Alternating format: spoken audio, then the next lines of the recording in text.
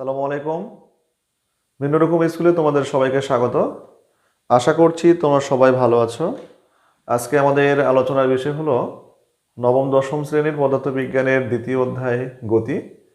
গত ক্লাসে আমরা আলোচনা করেছিলাম স্কেলার এবং ভেক্টর কোয়ান্টিটিস নিয়ে। তারই ধারাবাহিকতায় আজকে আমরা আলোচনা করব তোমাদের জন্য দূরত্ব এবং সরণ নিয়ে। শিক্ষার্থী বন্ধুরা, তোমরা অলরেডি দেখতে পাচ্ছ আমাদের বোর্ডে দূরত্ব এবং সরণের ডেফিনেশনটা এখানে লিখে দেওয়া আছে। তোমরা দেখো, প্রথমে দেখো দূরত্বটা কি। একটি গতিশীল বস্তুর সম্পূর্ণ পথের দৈর্ঘ্যকে দূরত্ব বলে, অথবা পারিপার্শ্বিকের সাপেক্ষে বস্তুর অবস্থানের পরিবর্তনকে দূরত্ব বলা হয়। নেক্সট হলো সরণ।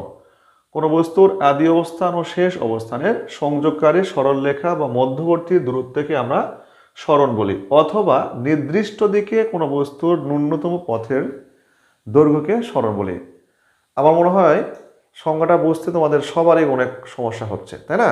এখন এই সমস্যার সমাধানের জন্য একটা উপায় আছে, সেটা হলো এই দূরত্ব এবং সরণটাকে যদি আমরা একটা ডায়াগ্রামের মাধ্যমে বোঝানোর চেষ্টা করি, ইনশাল্লাহ তোমরা সহজে বুঝতে পারবে। দেখো, আমি প্রথমে একটা চিত্র অঙ্কন করি। এখানে এ হলো একটা অবস্থান, বি হলো একটা অবস্থান। হ্যাঁ, অর্থাৎ এ অবস্থান থেকে আমরা যে কোনো উপায়ে বি অবস্থানে আসতে পারি। মনে করো একজন ব্যক্তি, হ্যাঁ, এ অবস্থান থেকে আমাদের বি অবস্থানে আসতে হবে। সম্ভব, অবশ্যই সম্ভব। আমরা এভাবে গেলেও আমরা বি অবস্থানে যথাসময়ে পৌঁছে যাব, হয়তো বা সময় একটু বেশি লাগবে। আবার দেখো, এরই মাঝে আর একজন ব্যক্তি আছে, সে কি করছে না, এভাবে ঘুরে যাওয়া তার পক্ষে সম্ভব না, তার কাছে সময়ের দামটা অনেক বেশি। হ্যাঁ, সে কি করছে, এখানে সরাসরি এ থেকে বিতে চলে আসছে। দেখো, মজার একটা বিষয় আছে এখানে। এখন দুটাতেই কিন্তু পথ অতিক্রম সে করেছে, দুটাতেই একটা নির্দিষ্ট পথের দৈর্ঘ্য এখানে আছে, তাই না? এখন এই ডায়াগ্রাম থেকে আমরা কিভাবে জানবো যে কোনটি দূরত্ব এবং কোনটি সরণ? দেখো, তোমাদের দেখে দিলে বা একটু বুঝাই দিলে পারবা, কঠিনের কিছু নেই এখানে। মনে করো প্রথম ব্যক্তি কে ছিল?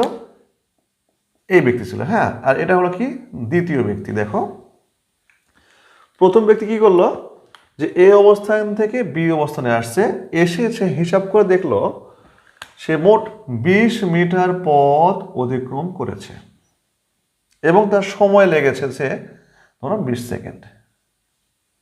অপর একজন ব্যক্তি যে অনেক পাঞ্চুয়াল, হ্যাঁ, সময় সম্পর্কে তার যথেষ্ট নলেজ আছে, সে কি করলো, ঘুরে ঘুরে না গিয়ে একদম এ অবস্থান থেকে বি অবস্থানে ডিরেক্ট চলে গেল। হ্যাঁ, যাওয়ার পরে সে হিসাব করে দেখলো যে সে ধরো 10 মিটার পথ অতিক্রম করেছে, সময় তার লেগেছে মনে করো 10 সেকেন্ড সময়।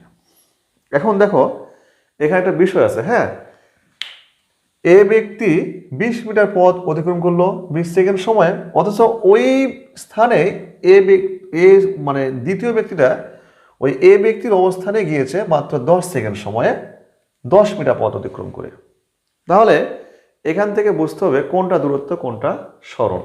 দেখো, 1 নং ব্যক্তি প্রথমে যখন সে যাত্রা শুরু করলো, দেখো মনে হয়েছিল সে বাসা থেকে বের হওয়ার সোজা এদিকে যাবে, তাই না? কিন্তু না, সে এদিকে যায় নাই, একটু পরে আবার ঘুরে এদিকে আসছে। আবার সে তার অভিমুখ চেঞ্জ করে আবার এদিকে আসছে। অর্থাৎ তার এ ব্যক্তির ক্ষেত্রে নাম্বার 1 নং ব্যক্তি তার টোটাল যাত্রাপথে বারবার সে দিকটা কি পরিবর্তন করছে।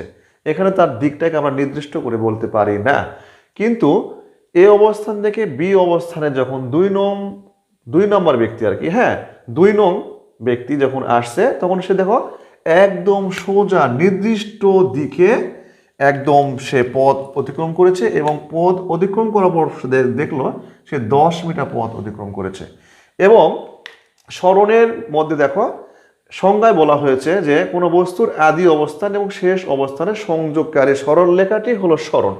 এখন এই অবস্থানটিকে যদি আমরা আদি অবস্থান বলি এবং বি অবস্থানটিকে যদি আমরা শেষ অবস্থান বলি, তাহলে দেখো এ অবস্থান এবং বি অবস্থানের মধ্যে যে সংযোগকারী সরলরেখা রয়েছে সেটি হলো সরণ। তাহলে আমরা নিশ্চিন্তে বলতে পারি যে দ্বিতীয় ব্যক্তির ক্ষেত্রে কি ঘটেছে, সরণ ঘটেছে। হ্যাঁ, সরণ ঘটেছে।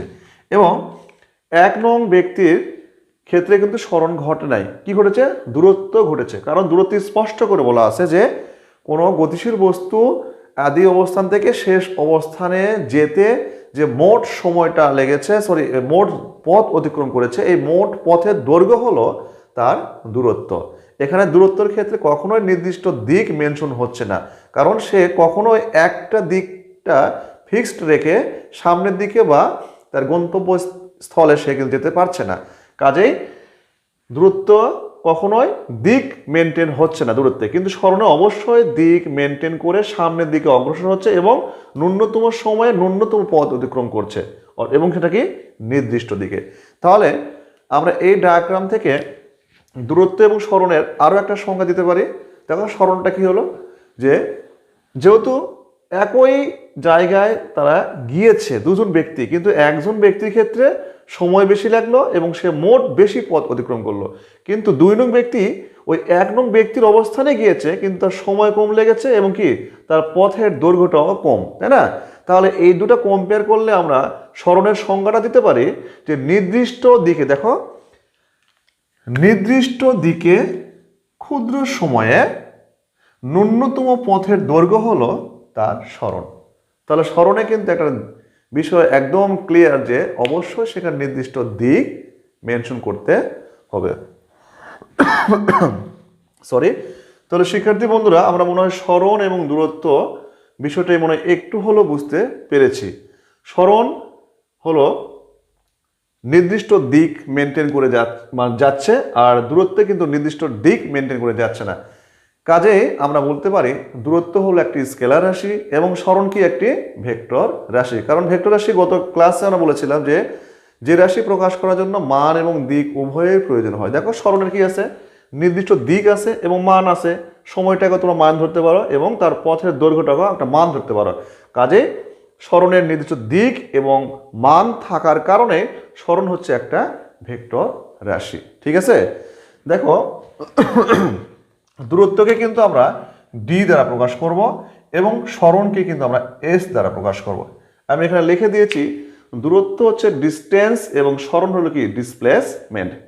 এখন দেখো এটা একটু মোডটা ক্লিয়ার করি। দেখো এখন সরণের মান কি কখনো শূন্য হতে পারে? প্রশ্ন। সরণের মান কি কখনো শূন্য হতে পারে? উত্তর হলো হ্যাঁ, পারে। সরণের মান শূন্য হতে পারে। এটা আমরা 3টা চিত্রের সাহায্যে দেখানোর চেষ্টা করবো। দেখো তোমরা বুঝতে পারবা। একটা হলো আনুভূমিক বরাবর, ধরো এটা এ এবং হলো বি। সরণের সংজ্ঞায় বলা হয়েছে যে আদি অবস্থান এবং শেষ অবস্থানের সংযোগকারী সরলরেখা অথবা মধ্যবর্তী দূরত্বটা হলো ওই গতিশীল বস্তুর ক্ষেত্রে সরণ, তাই না? এখন মনে করো একটি বস্তু এ অবস্থান থেকে বি অবস্থানে আসছে, এসে সে হিসাব করে দেখলো সে মনে করো 5 মিটার পথ অতিক্রম করেছে। তাহলে এ অবস্থান থেকে যখন বিতে আসছে তখন তার সরণ হয়েছে 5 মিটার, কিন্তু ওই গতিশীল বস্তুটি যদি এ অবস্থান থেকে বি অবস্থানে এসে আবার পুনরায় যদি আবার এ অবস্থানে ফিরে আসে, দেখো প্রথমে গিয়েছিল এ থেকে বির দিকে, আবার এই বি অবস্থানে আসার পরে ওই ব্যক্তি যদি আবার বা ওই বস্তু যদি আবার এ অবস্থানে ফিরে আসে, তাহলে এটার মধ্যবর্তী দূরত্ব কি হবে? শূন্য হবে। এক্ষেত্রে আমরা সরণটাকে আমরা শূন্য ধরতে পারি। দেখো আবার বলি, একটি গতিশীল বস্তু যদি নির্দিষ্ট দিকে আদি অবস্থান থেকে শেষ অবস্থানে যায়, তাহলে আদি অবস্থান এবং শেষ অবস্থানের মধ্যবর্তী দূরত্বটা হলো ওই বস্তুর সরণ। আবার যদি ওই ব্যক্তি তার শেষ অবস্থানে গিয়ে, দেখো শেষ অবস্থানে এসে পুনরায় আবার যদি আদি অবস্থানে ফিরে আসে, তাহলে এখানে কিন্তু মধ্যবর্তী দূরত্বটা কি হচ্ছে? শূন্য হচ্ছে।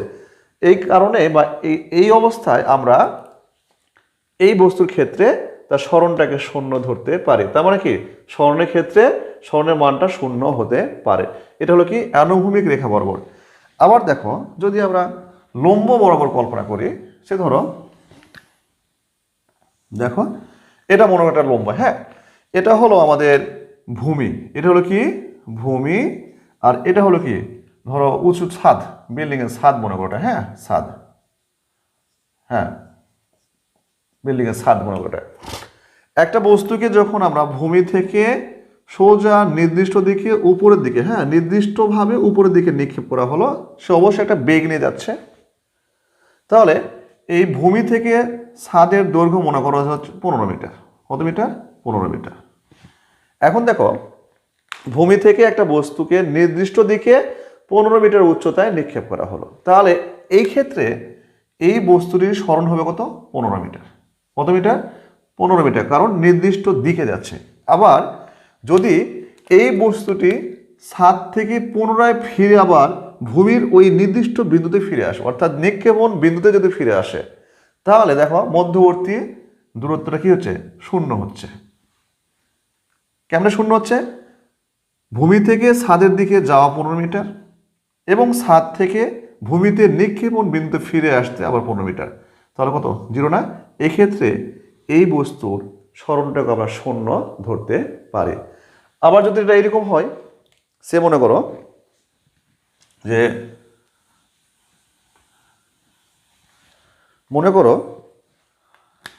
এটা ভূমি, এটা হলো বিল্ডিং এর ছাদ, তাই না? এখন ভূমি থেকে আমরা 15 মিটার উচ্চতায় একটা বস্তুকে নিক্ষেপ করলাম। কত মিটার? 15 মিটার। দেখো 15 মিটার উচ্চতায় একটা বস্তুকে নিক্ষেপ করলাম।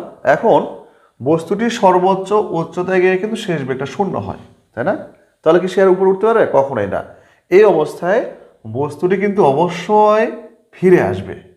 যদি এই ফিরে আসাটা এরকম হয়, নিক্ষেপণ বিন্দুতে ফিরে না এসে যদি নিক্ষেপণ বিন্দু থেকে ধরো 5 মিটার উত্তরে বা দক্ষিণে যদি পড়ে, ঠিক এইভাবে যদি পড়ে, মনে করো নিক্ষেপণ বিন্দু হতে 5 মিটার পূর্ব দিকে বা দক্ষিণ দিকে বস্তুটি পড়েছে, তাহলে এই ক্ষেত্রে আমরা সরণ ধরবো কত? 5 মিটার। কত এটা? 5 মিটার। তাহলে এক্ষেত্রে বস্তুর সরণ কখনো শূন্য হতে পারে না। আবার দেখো বস্তুর সরণ শূন্য আরও একভাবে করা যায়, প্রমাণ দেওয়া যায় বৃত্তাকার ক্ষেত্রে। দেখো বৃত্তাকার ক্ষেত্রেও কিন্তু বস্তুর সরণটা শূন্য হয়, বৃত্তাকার ক্ষেত্রে। এটা কিভাবে সম্ভব? মনে করো এটি হলো একটা বৃত্ত, এটা হলো একটা বৃত্ত, ধরো এটা একটা এ অবস্থান, হ্যাঁ। এখন বস্তুটি যখন এখান থেকে এই অবস্থান থেকে যাত্রা শুরু করে আবার যখন এই অবস্থানে ফিরে আসে, সেক্ষেত্রে বস্তুর দূরত্ব হবে বৃত্তের পরিধির সমান। আবার বলি, একটি বস্তু বৃত্তের ক্ষেত্রে বা বৃত্তাকার বস্তুর ক্ষেত্রে, বৃত্তাকার মানে পথের ক্ষেত্রে, বস্তু যদি এই অবস্থান থেকে যাত্রা শুরু করে পুনরায় আবার এই অবস্থানে ফিরে আসে, তাহলে সেক্ষেত্রে দূরত্ব হবে ওই বৃত্তাকার বস্তুর বৃত্তের পরিধির সমান। কিন্তু যখন এটাকে সরণ আমরা ইমাজিন করব বা চিন্তা ভাবনা করব, তখন সরণটা কি হবে? শূন্য হবে। কারণ দেখো এই যে বৃত্তাকার পথে যেখান থেকে যাত্রা শুরু করেছিল, বস্তু ঠিক ওই জায়গাতেই ফিরে আসছে, এক্ষেত্রে এটা সরণটা হবে কি? শূন্য। আশা করছি তোমরা মনে হয় দূরত্ব এবং সরণ, হ্যাঁ মোটামুটি বুঝতে পেরেছ। এখন দেখো দূরত্ব এবং সরণের মান কি কখনো সমান হতে পারে? প্রশ্ন দেখো, দূরত্ব ও সরণের মান কখনো কি শূন্য হতে পারে? উত্তর হলো হ্যাঁ পারে, শূন্য হতে পারে। এটা কিভাবে সম্ভব? দেখো এ হলো একটা অবস্থান, বি একটা অবস্থান। তাহলে এ থেকে বি বিন্দুর মধ্যবর্তী সংযোগকারী সরলরেখা হলো সরণ, এবং এ থেকে বি এর মধ্যবর্তী দূরত্ব ধরো 30 মিটার। তাহলে এই 30 মিটারটা হলো কি? সরণ। এটা কি? এটা সরণ, হ্যাঁ 30 মিটার। এখন একটি বস্তু এ অবস্থান থেকে বি অবস্থানে আসছে, সে অবশ্যই একটা মোট পথের দৈর্ঘ্য অতিক্রম করে আসছে। কারণ দূরত্বে কি বলা হচ্ছে? কোনো বস্তুর গতিশীল বস্তুর মোট পথের দৈর্ঘ্য হলো তার দূরত্ব। যেহেতু এ অবস্থান থেকে বি অবস্থানে বস্তুটি আসছে এবং সে হিসাব করে দেখলো সে 30 মিটার পথ অতিক্রম করেছে, তাহলে এই 30 মিটার হলো ওই গতিশীল বস্তুর ক্ষেত্রে দূরত্ব। কাজে এই ক্ষেত্রে আমরা বলতে পারি সরণ এবং দূরত্ব সমান সমান হয়। কোনো পার্থক্য এই ক্ষেত্রে কোনো পার্থক্য আইডেন্টিফাই করা যাবে না। ঠিক আছে, দেখো একটা রেখা বা চিত্র থেকে আমরা কিভাবে সরণের মান বা দূরত্বের মান নির্ণয় করতে পারি। দেখো, মনে করো এ এবং বি হলো একটা সরলরেখা, তাই না? সরলরেখা, এটা হলো 0, এটা হলো 2 মিটার, এটা হলো 4 মিটার, 6 মিটার এবং কি হতো 8 মিটার। অতএব এ বি সরলরেখাটা হচ্ছে 8 মিটার দৈর্ঘ্য বিশিষ্ট। হ্যাঁ, এখন এটা মনে করো সি একটা অবস্থান। দেখো, একটা বস্তু যখন এ থেকে সিতে নির্দিষ্ট দিকে আসতেছে তাহলে এটা হলো কি সরণ। আবার দেখো, একটা বস্তু যখন এ থেকে সি বরাবর আসছে নির্দিষ্ট দিকে, তাহলে আমরা বলতে পারি এক্ষেত্রে বস্তুটির সরণ হয়েছে কত? 4 মিটার। আবার যদি বলি যে একটি বস্তু সরাসরি এ থেকে বিতে আসছে, সরাসরি কি নির্দিষ্ট দিকে এ থেকে বিতে আসছে, তাহলে এক্ষেত্রে সরণ কত? অবশ্যই আমরা বলবো সরণ হচ্ছে 8 মিটার। 8 মিটার। এখন যদি বলা হয় একটি বস্তু এ অবস্থান থেকে সি বিন্দু ওভারক্রাম করে, হ্যাঁ, অতিক্রম করে বি বিন্দুতে আসছে এবং বি বিন্দুতে আসার পরে সে আবার বি বিন্দু হতে সি বিন্দুতে ফিরে আসছে, সেক্ষেত্রে দূরত্ব কত, সরণ কত? দেখো, সেক্ষেত্রে দূরত্ব কত হবে আর সরণ কত? একটু খেয়াল করো। দূরত্ব কাকে বলে? একটি গতিশীল বস্তুর সম্পূর্ণ পথের দৈর্ঘ্যকে দূরত্ব বলা হয়। যেহেতু একটি গতিশীল বস্তু এ বিন্দু হতে বি বিন্দুতে আসছে, সেক্ষেত্রে তার মোট পথ অতিক্রম করেছে 8 মিটার। কত মিটার? 8 মিটার। এবং সে বি বিন্দু থেকে এসে পুনরায় আবার সি বিন্দুতে আসছে, তাহলে বি থেকে সি এর ডিস্টেন্স কত? 4 মিটার। অর্থাৎ গতিশীল বস্তুটির দূরত্ব হলো কত? Total 12 metre. এখন যদি বলা হয় তাহলে একটি বস্তুর সরণের ক্ষেত্রে, দেখো সরণের ক্ষেত্রে একটি বস্তু এ অবস্থান থেকে বিতে আসছে, সেক্ষেত্রে তার সরণ কত হয়েছে? 8 মিটার। কত মিটার? 8 মিটার। এবং বি বিন্দু থেকে পুনরায় বস্তুটি ফিরে আবার সিতে আসছে, তাহলে বি থেকে সি কত? 4 মিটার। এক্ষেত্রে আমরা বলতে পারি বস্তুটির সরণ হয়েছে 4 মিটার। কত মিটার? 4 মিটার। তাহলে দেখো, একই সরলরেখায়, হ্যাঁ, একই সরলরেখায় দূরত্বর একটা মান আসে, সরণের একটা মান আসে। যাক, আমরা মোটামুটি বুঝতে পেরেছি। এই আজকের ক্লাসের মেন সামারি হলো সরণ হলো নির্দিষ্ট দিকে ক্ষুদ্র সময়ে মোট পথের দৈর্ঘ্য এবং দূরত্ব হলো নির্দিষ্ট দিক না, একটি গতিশীল বস্তুর সম্পূর্ণ পথের দৈর্ঘ্যকে দূরত্ব বলা হয়। প্রিয় শিক্ষার্থী বন্ধুরা, আমার মনে হয় তোমাদেরকে মোটামুটি বোঝানোর চেষ্টা করেছি, তোমরা মনে হয় বুঝতে পেরেছ। হ্যাঁ, তো সবাইকে অসংখ্য ধন্যবাদ। তোমরা সবাই ভালো থাকবা, সুস্থ থাকবা। আসসালামু আলাইকুম।